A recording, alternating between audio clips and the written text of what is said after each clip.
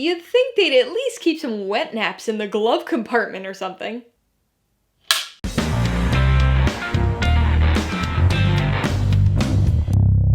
Hey everybody, welcome to Mainely Movies. Today I'm going to be talking about the 2022 romantic road drama, Bones and All. If you're new here, please consider subscribing for a variety of movie-related content like reviews, rank lists, and trailer reactions. All my reviews include a breakdown of the pros and cons, my rating, and some tailored film recommendations, so be sure to watch through to the end of this video for all of that extra content. Bones and All stars Taylor Russell, Timothée Chalamet, and Mark Rylance, and was directed by Luca Guadagnino. Based on Camille DeAngelis' 2015 novel of the same name, it tells the story of two teenage cannibals who road trip across the country. Bones and All is the type of movie that's hard not to be curious about. When you hear that a film is being described as a romantic cannibal road movie, it raises a lot of questions. Maybe this is a bit telling, but for me, most of those questions revolved around genre. What exactly was this movie gonna be? A horror story? A romantic drama? A coming-of-age story? A slice-of-life road movie? Well, it turns out that the answer was simply yes. It's not like genre-blending films are rare or unique. Most movies have multiple genres, and it's not even that uncommon for seemingly dichotomous genres to be paired, like horror and comedy.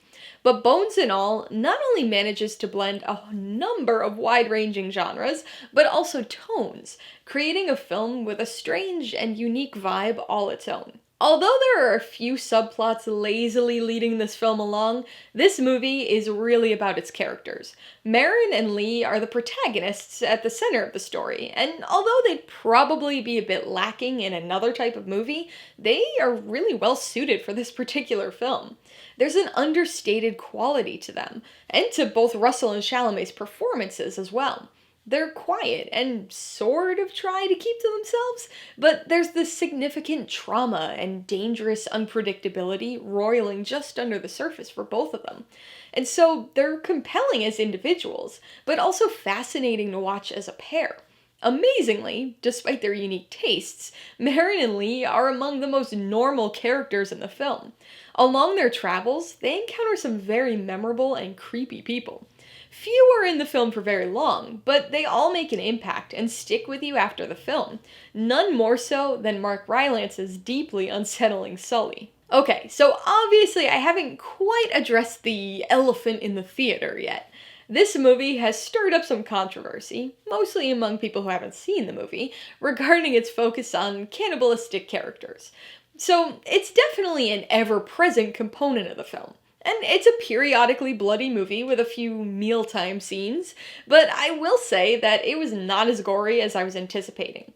I guess it depends on what your blood tolerance level is, but most of the grisliest bits happen off camera, so it's your imagination doing most of the work, with a few exceptions. But cannibalism and gore are both things found in a lot of horror movies, which this film is not, so I think most of the outrage stems from the fact that this cannibal theme was able to jump into a different type of genre. Bones and All is a film that can be viewed in many different ways, but no matter which way you cut it, it's quite clearly an allegorical tale. I mean, I guess you can view it as just exactly what's shown, in which case you've got a world full of cannibals with unique preternatural abilities to seek each other out, but the cannibalism in this movie is clearly meant to be representative of other things. It's an uncontrollable trait that certain characters in this film possess, and really struggle with. What you see the cannibalism as an allegory for, I think will vary from person to person. It's left intentionally open to interpretation. You can view it as an allegory for addiction, for generational trauma, for coming of age, for sexuality, for literally anything that can make somebody feel isolated or alone or different. It's probably not surprising that a movie so steeped in allegory is pretty introspective. It has its moments of shock, gore, and tension, but for the most part, it's a slowly unraveling road movie. There is a defined goal for the first 2/3 of the film, so even though it's a meandering road trip, there was still some driving structure to it. But that structure kind of crumbles at a certain point in the movie, which makes it feel a bit drifting and aimless for a time, straining audience focus a little.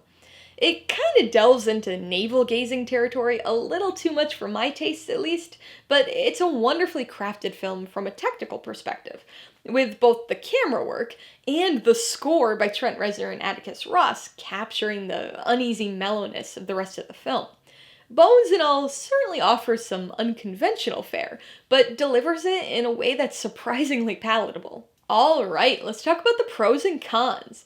Pro number one is the genre blend. Combining multiple genres in a film is a pretty standard thing, but once you get above 2 or 3 of them, it can often be a tricky thing, especially if those genres are an atypical pairing. Bones and All combines a lot of genres. You've got coming-of-age romance, drama, road movie with a slice-of-life tilt, fully loaded already, but then the movie throws the whole cannibal thing into the mix. It's not exactly horror, though it probably seems like it should be, but rather a bloody, occasionally gory story track that trends towards uncomfortable thriller at times. It sounds like an odd, widely ranging mashup, but somehow works, without ever being too jarring. The second pro has gotta be the performances. This is a lesser pro for me, but still something I thought was worth mentioning here. Taylor Russell and Timothée Chalamet are the leads, and we spend the vast majority of this film's runtime with one or both of them. Russell has a little more to work with on an emotional level, but both of them deliver tender, genuine performances here. Surprisingly, the performances that stand out most memorably are the smaller secondary and even tertiary characters. Perhaps it's because of the uneasiness and tension they impart during their limited time on screen, but these small characters really stick with you.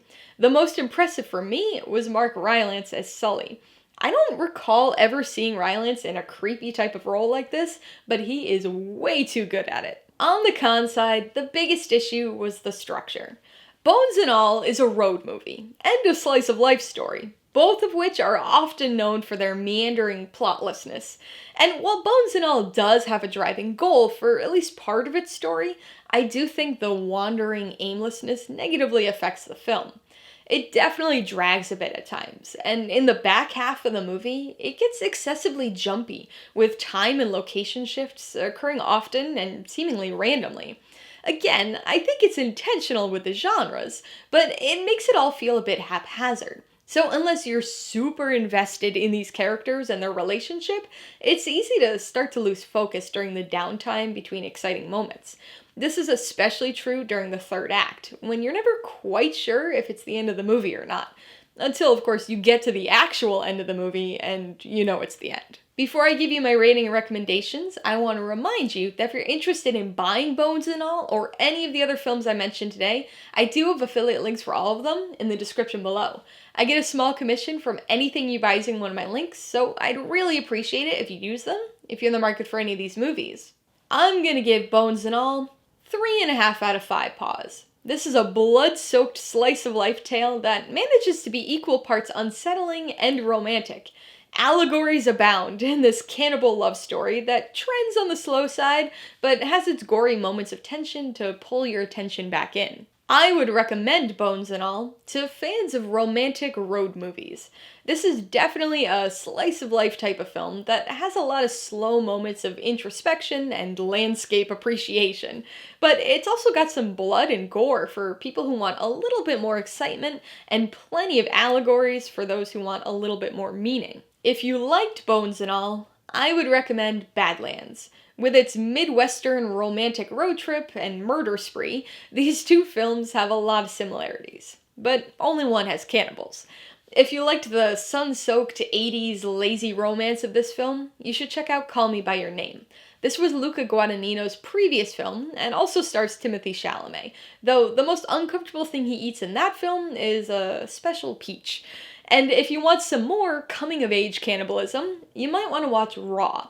It's a fairly gory horror take on the concept that features some similar ideas and themes. Alright, a couple questions for you guys. Number 1, have you seen Bones and All? If so, what'd you think of it? And number 2, what's your favorite movie that features a road trip romance? Be sure to leave your answers in the comments below so we can get a discussion going. Alright, so if you got some enjoyment, insight, or information on this review, I'd appreciate it if you'd hit that like button. And if you haven't done so already, please hit subscribe or on it to see more videos like this. Till next time, this has been Alyssa with Mainly Movies, the way life should be.